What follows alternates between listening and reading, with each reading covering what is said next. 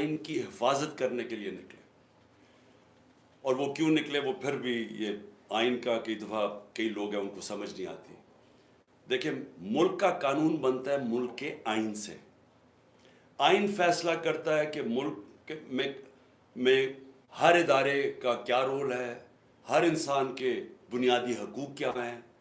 یعنی ساری جو ملک چلتا ہے جس کو کہتے ہیں قانون کی حکمرانی, وہ ساری نکلتی ہے آئین سے.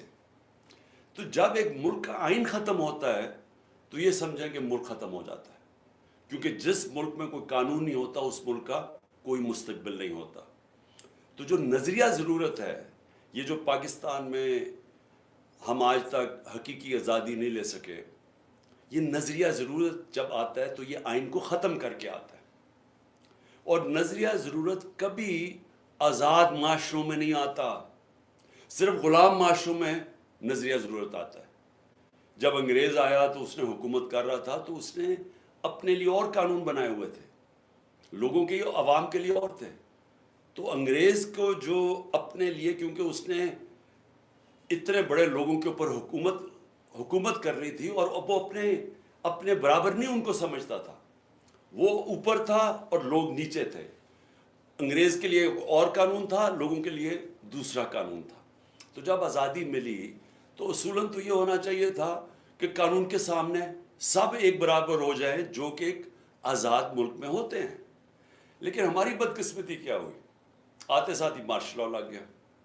مارشل لاء کا مطلب وہی کہ جو اوپر جس نے قبضہ کیا, جس فوج نے, وہ قانون کے اوپر چلے گئے. ان کے لیے پاکستان کے آئین کو ختم کرنا پڑا. تو انہوں نے پھر اپنے قانون بنائے, طاقتور اپنے قانون بناتا گیا.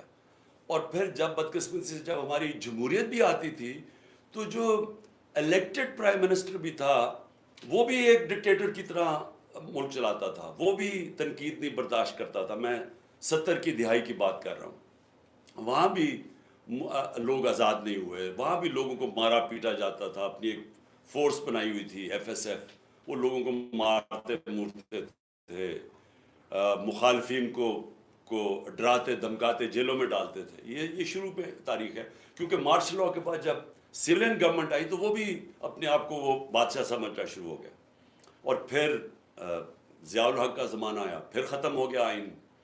اور پھر جب ہماری حکومتیں آئیں اس کے بعد, تو اس کے بعد ہماری بدقسمتی یہ ہوئی کہ وہ بھی اپنے آپ کو قانون کے اوپر سمجھنا شروع ہو گئے. تو وہ جب ملک میں کوئی غلط کام کرتے تھے تو وہ سمجھتے تھے کہ عدالت کی جرات نہیں ہونی چاہیے ہمیں روکنے کے لیے, لہٰذا سپریم کورٹ پر حملہ کیا گیا, ڈنڈوں سے حملہ کیا گیا سپریم کورٹ کے اوپر.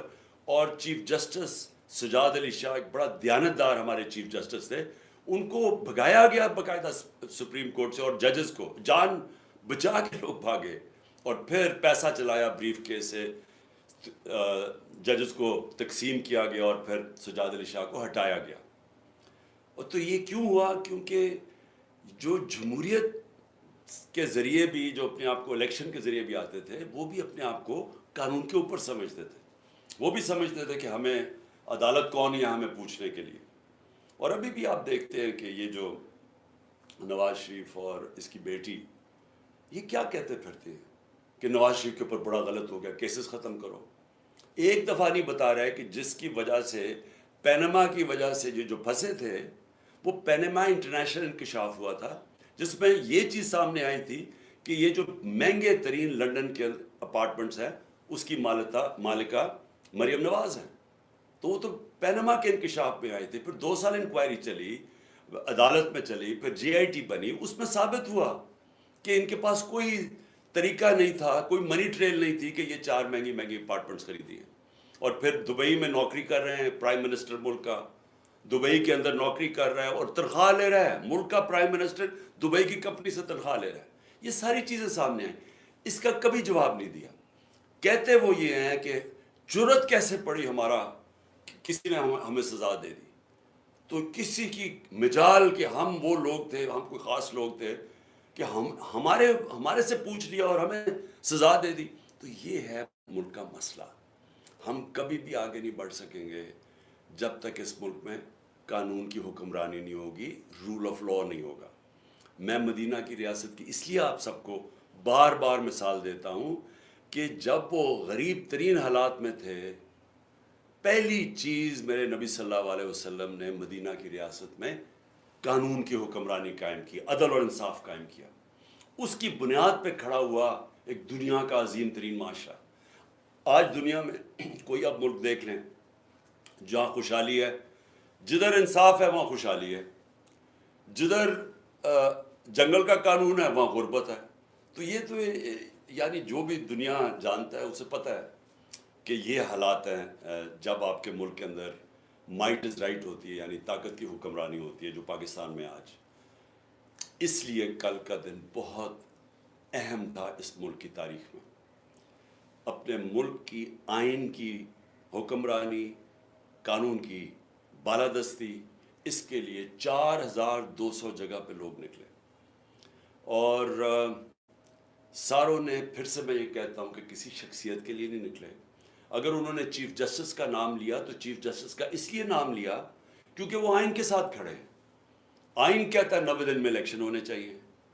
سارے دنیا کے اندر ججز، پاکستان کے ججز، وکیل سب سمجھتے ہیں کہ 90 دن میں الیکشنز ہونے چاہیے. اور یہ جو اب گورنمنٹ میں بیٹھے ہوئے ہیں 60% کیبنٹ کرپشن کیسز کے اوپر بیل پہ ہے، یہ اب پوری کوشش کریں الیکشن سے بھاگنے کی، اور یہ آئین توڑنے کے لیے تیار ہیں. یہ سپریم کورٹ کے فیصلے کے خلاف جانے کے لیے تیار ہیں. یہ سپریم کورٹ کو تقسیم کرنے کے لیے تیار ہیں، صرف اس لیے کہ ان کو الیکشن نہ ملے. کھل کے سپریم کورٹ کو اٹیک کر رہے ہیں. ان کے لوگ کہہ رہے ہیں کہ جی اگر سپریم کورٹ نے فیصلہ کیا مانیں گے نہیں. یہ کھل کے کہہ رہے ہیں. تو میں یہ چاہتا ہوں کہ پہلے صرف یہ دیکھ لیں، اس کے بعد میں باقی بات کرتا ہوں کہ جب ان کو سپریم کورٹ کا فیصلہ پسند تھا تو ان کے لوگوں نے کیا سپریم کورٹ کے متعلق کیا سٹیٹمنٹس دی. ہمارے پاس اللہ کا کرم ہے، سوشل میڈیا ہے، یہ ساری چیزیں اب آپ کو پتہ چل جاتی ہے کہ یہ پہلے کیا کہتے تھے، اب کیا کہتے ہیں. مجھے کہتے تھے کہ اگر آپ نے الیکشن کروانا ہے تو اپنی حکومتیں ڈیزالو کر دیں. حکومتیں ڈیزالو کی تو سارے الیکشن سے بھاگ گئے. اب کہتے ہیں کہ جی عمران خان انتشار پھیلا رہا ہے. آئین کے مطابق چل رہے ہیں عمران خان، 90 دن میں الیکشن ہونے چاہیے. 2 ہماری حکومتیں ہم نے ڈیزالو کی. آپ سب نے کہا، آئین بھی کہتا تھا، ملک کا قانون کہتا تھا کہ 90 دن میں الیکشن ہو. 90 دن گزر گئے، الیکشن نہیں ہو رہے. ہمیں کہہ رہے ہیں اکتوبر میں الیکشن ہوں گے. کس طرح اکتوبر میں؟ اس کا مطلب 70% پاکستان ڈس انفرینچائز ہے، یعنی ان کے الیکٹڈ نمائندے 70% پاکستان میں نہیں ہوں گے. ایک بددیانت دار الیکشن کمیشن نے شہباز شریف کی حکومت یہاں قائم کر دی جس کی کوئی قانونی اور آئینی کوئی جواز نہیں ہے، اور فضل الرحمان کی حکومت قائم کر دی ہے پختونخوا میں. سو اس لیے میں یہ سننا چاہتا ہوں، آپ کو سنانا چاہتا ہوں کہ کیا کہا انہوں نے جب ان کو سپریم کورٹ کا فیصلہ پسند تھا. سو واضح ہو گیا کہ جب ان کو ضرورت تھی تو ان کو سپریم کورٹ کی سینکٹی، اس کے فیصلوں کی اہمیت کی سمجھ آ گیا کہ کیوں سپریم کورٹ کا فیصلہ ضروری ہے. اور اب جب کہ 15 کے 15 سپریم کورٹ کے جو ججز ہیں وہ ایک چیز پہ سب متفق ہیں کہ 90 دن کے اندر الیکشن ہونا چاہیے جب اسمبلیز ڈیزالو ہوں. تو اب یہ سارے مل کے کہ کیونکہ کہیں سپریم کورٹ فیصلہ نہ کر دے 90 دن اور الیکشنز ہو جائیں، وہ الیکشنز کے خوف کی وجہ سے یہ اس وقت یہ سب کچھ آپ تماشا دیکھ رہے ہیں. اور یہ اس لیے کیوں الیکشن سے بھاگے ہوئے مجھے آپ کو بتانے کی ضرورت نہیں ہے کہ 2 دن پہلے رپورٹ آئی، عوام کو تو پتہ ہے کہ جو میں باتیں کر رہا ہوں. بلومبرگ جو کہ ایک انٹرنیشنل، ایک دنیا کی معیشت کے اوپر ایک ایسا ریسپیکٹڈ رسالہ ہے جو ساری دنیا میں پڑھا جاتا ہے، وہ کہتا ہے کہ پاکستان کا آج حال سری لنکا سے برا ہو گیا ہے. جو سری لنکا کے اندر جو مہنگائی ہے وہ پاکستان کی اس سے آگے بڑھ گئی ہے. سری لنکا سے مہنگائی کی وجہ سے لوگ سڑکوں پہ آئے تھے. تو سری لنکا سے آج ہمارے حالات برے ہو گئے جب سے جنرل باجوہ نے تحفہ دیا ان چوروں کو ہمارے اوپر بٹھانے کا. 1 سال پہلے، میں پھر سے کہتا ہوں، دشمن بھی پاکستان سے وہ نہ کر سکتا جو جنرل باجوہ اس قوم سے کر کے گیا. ان کو بٹھایا اوپر، انہوں نے آ کے ساری اکانومی تباہ کر دی. اپنے آپ کو انہوں نے 1100 ارب روپے کے کیسز معاف کروا لیے. انہوں نے آتے ساتھ ہی اپنے آپ کو ECL سے کیبنٹیں ہٹا دیا تاکہ باہر جا سکے, کیونکہ سارا پیسہ باہر پڑا ہوا ہے, عیاشی باہر ہے. اور انہوں نے ملک کی معیشت کو تباہ کر دیا. اور آج جو لوگ پسے ہوئے ہیں, مہنگائی میں جو لوگوں کے آج حالات ہے, پھر سے میں بتا دوں, 100 روپیہ ایک سال پہلے جتنی چیزیں خریدتا تھا وہ صرف آج 62 روپے خرید سکتا ہے. 62 روپے رہ گئے ہیں اس 100 روپے میں سے. تو خریدار 100 روپے سے گر کے, ایک آدمی کے پاس جو 100 روپے کا نوٹ ہے وہ صرف 62 روپے خرید سکتا ہے. اور اگر سینسٹیو پرائز انڈیکس پہ چلے جائیں کھانے پینے کی چیزیں, تو وہ صرف 52 روپے رہ گئے ہیں 100 روپے میں سے, اور گرتا جا رہا ہے. ہر روز مہنگائی بڑھ رہی ہے. دنیا میں مہنگائی کم ہو رہی ہے یا مہنگائی بڑھ رہی ہے؟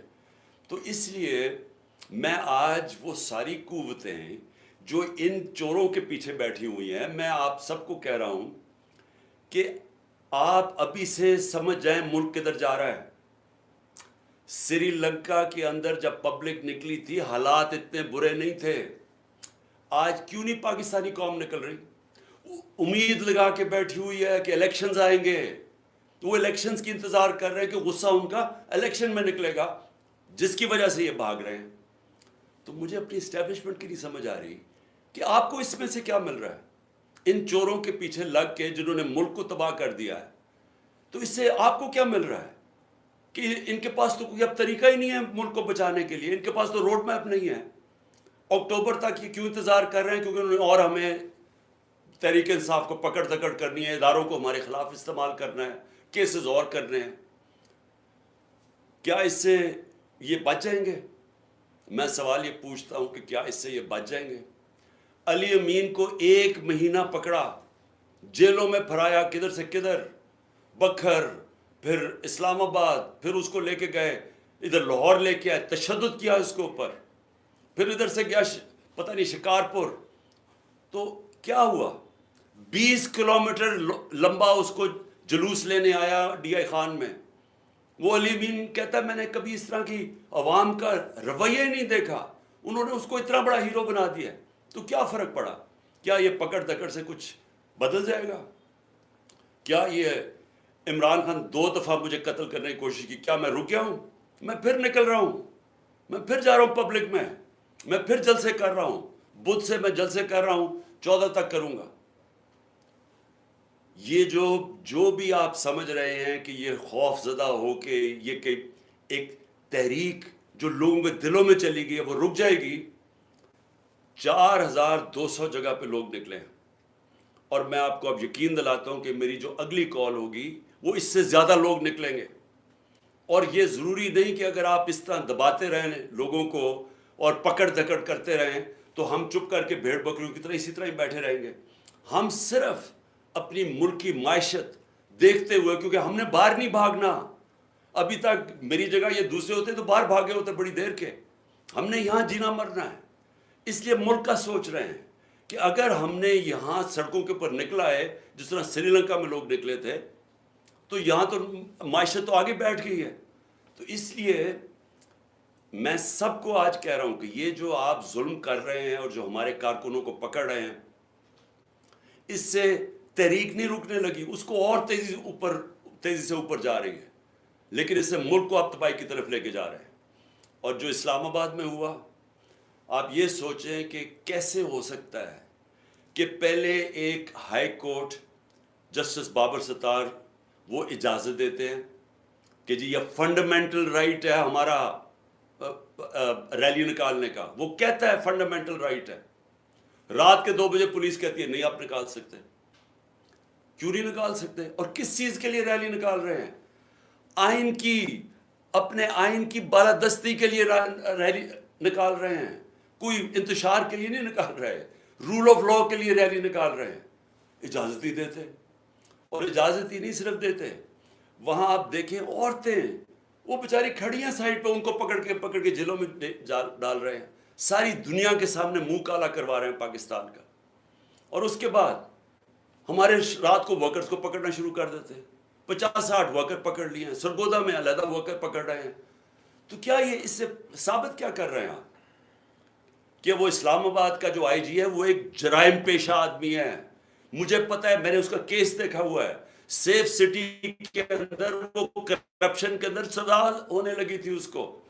دوسرا جرائم پیشہ آدمی شہباز شریف جب پرائم منسٹر بنا, اس کو سزا ہونے والی تھی 24 ارب کے کیس میں. اس نے پہلی چیز اپنی طرح کے لوگوں کو اس کو لا کے وہاں بٹھا دیا. اور کیونکہ وہ غلام ہے شہباز شریف کا, وہ پولیس والا نہیں ہے. پولیس کتاب پہ چلتی ہے, رول آف لا پہ چلتی ہے.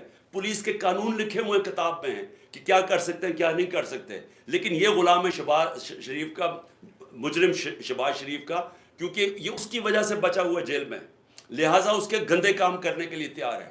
یہی آدمی ملوث تھا ڈرٹی ہیری کے ساتھ مجھے جوڈیشل کمیشن میں مروانے کے لیے. یہ اس کے اندر بھی شامل تھا.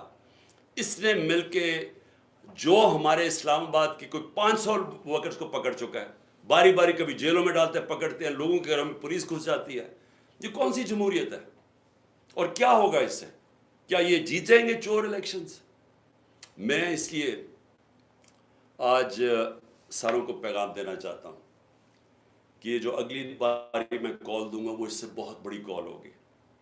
اور یہ آپ جیل ہوگی, کسی بھی جو ماہر بھی نہیں ہے پولیٹکس کا, جو اکانومسٹ ہے, وہ بھی کہہ رہے ہیں کہ جب تک آپ کی الیکشن نہیں ہوگی پولیٹیکل سٹیبلٹی نہیں آئے گی اور تب تک آپ کی معیشت اٹھ ہی نہیں سکتی. تو صرف عمران خان کو باہر رکھنے کے لیے ملک کو تباہی کی طرف لے جایا جا رہا ہے. یعنی یہ تاریخ معاف نہیں کرے گی کسی اس انسان کو جس نے جو یہ کر رہا ہے اس ملک کے ساتھ. اس سے بڑی غداری ملک سے ہو سکتی نہیں ہے جو آج ہو رہی ہے. میر جعفر چھوٹا نام ہے, میر جعفر چھوٹا نام ہے جس آدمی نے ہماری گورنمنٹ 1 سال پہلے گرائی اور جدھر آج پاکستان کو پہنچایا ہے, میر جعفر اس کے لیے چھوٹا نام ہے. دشمن نہیں کر سکتا, میں پھر کہتا ہوں, دشمن پاکستان کو اتنا نقصان نہیں پہنچائے گا جو اس نے ہمارے اوپر پہنچایا. اس ملک کو سارے مل کے ہم اٹھا سکتے ہیں. یہ قوم اس ملک کو نکال سکتی ہے. کوئی باہر کی اب طاقت کوئی مدد کرنے کے لیے تیار نہیں ہے. دیکھ ہی لیا کہ ہندوستان میں کس طرح کی ذلت کا سامنا کرنا پڑا بلاول بھٹو کو. میں اس میں کوئی شک نہیں کہ اس نے بڑا غلط, کوئی ایٹیکیٹ نہیں تھی ان فارن منسٹر کو, کوئی تمیز نہیں تھی. کبھی اس طرح کسی آپ ملک میں کوئی مہمان آئے کبھی آپ اس طرح نہیں کرتے, اس طرح کا رویہ نہیں کرتے. لیکن اس بیوقوف کو وہاں جانے کی کیا ضرورت تھی؟ اس نے وہاں جا کے کیا ان کو کنونس کر دینا تھا؟ یعنی آپ کا پاکستان کی جو پوزیشن ہے, کیا اس نے جا کے کوئی کون سا مارکا مارنا تھا؟ اور وہ جو دوسرا چلا گیا وہاں لنڈن کے اندر جا تاج پوشی کے اوپر, کیا پاکستان کے پاس اتنا پیسہ ہے؟